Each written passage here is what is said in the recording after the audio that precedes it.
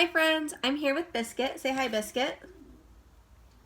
Alright, and we are going to be reading some of Shel Silverstein's Where the Sidewalk Ends. This is a part 1 and part 2. We're not going to get to everything on it, but we will get to Where the Sidewalk Ends. I have 5 poems, all ranging in a bunch of different topics, and it's going to be super fun. I have a lot of friends here to help us, so Biscuit's going to help us first. Are you ready?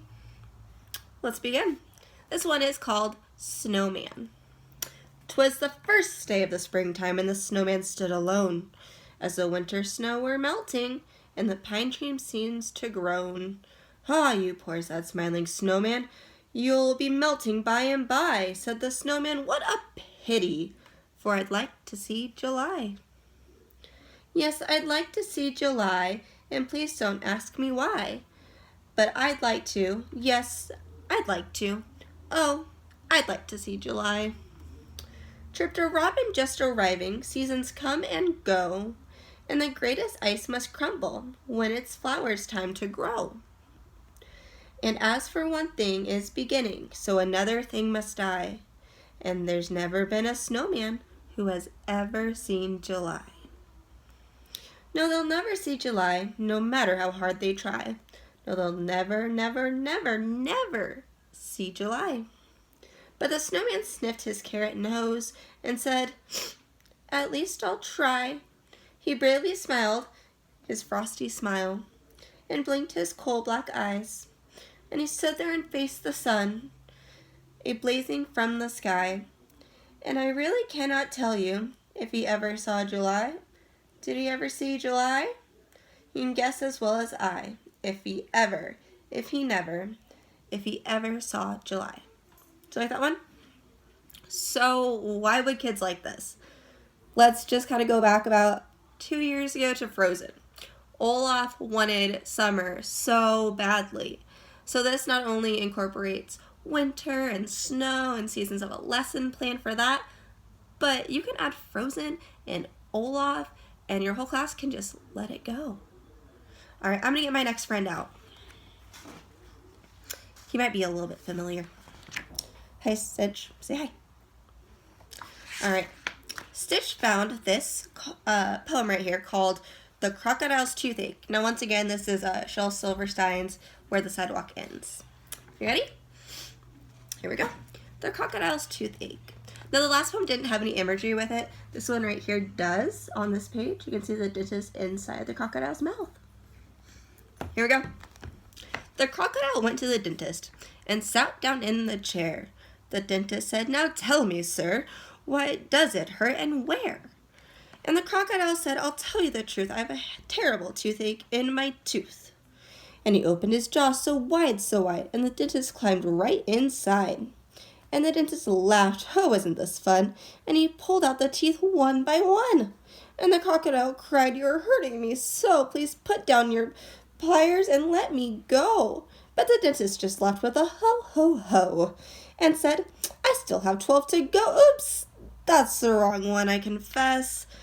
But what's one crocodile's tooth, more or less? Then suddenly the job snapped, and the dentist was gone, right off the map. And where he went, one could only guess, to north or south, to east, to west. He left no forwarding address. But what's one more dentist, more or less?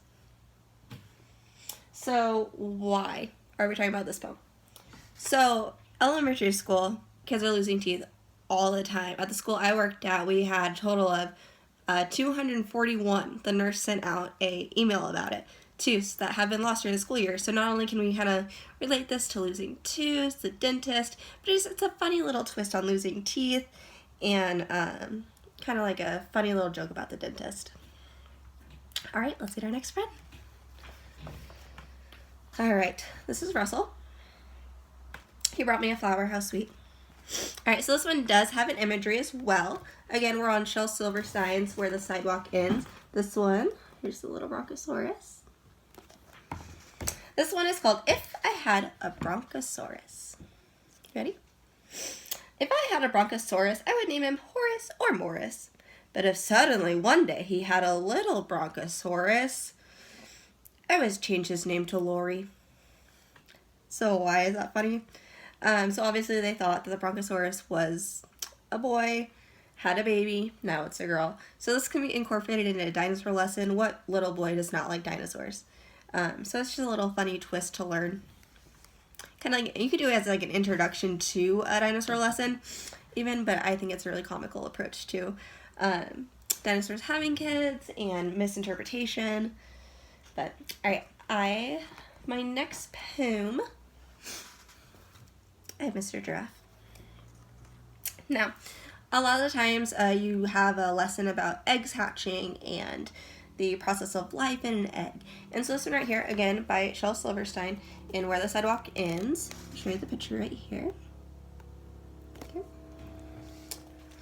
This is called I Won't Hatch. Oh, I am a chickie who lives in an egg, but I will not hatch. I will not hatch. The hens they all crackle, and the roosters all beg, but I will not hatch. I will not hatch. For I hear all the talk of pollution and war. All the people all shout, and the airplanes roar. So I'm staying in here where it's safe and warm. I will not hatch. This might be a better poem for kind of upper grades, just because of the content towards the end. So it's a great discussion about taking care of the earth. What problems are we facing? Pollution, war, all of this stuff. So around Earth Day, this would be an excellent topic to bring up. Kind of interested in a discussion of, well, why do you think the egg didn't want to come out, or the chick didn't want to come out of its egg? What do you think? Is that a good topic? He agrees. All right, you ready? All right, this last one, again, we're by Shel Silverstein still, Where the Sidewalk Ends. I'm going to show you the imagery really quick. Okay. All right, get my other friend out here. It's a little bit big and shy. Are you ready? Okay. Here we go. Now this one is called Afraid of the Dark. All right, I am Reginald Clark, and I'm afraid of the dark. So I always insist on the light on, and my teddy bear to hug, and my blanket to rub, and my thummy to suck on or to bite on. In 3 bedtime stories, 2 trips to the bathroom, 2 prayers, and 5 hugs from my mommy. I'm Reginald Clark, and I'm afraid of the dark, so please do not close this book on me. Poor Reginald.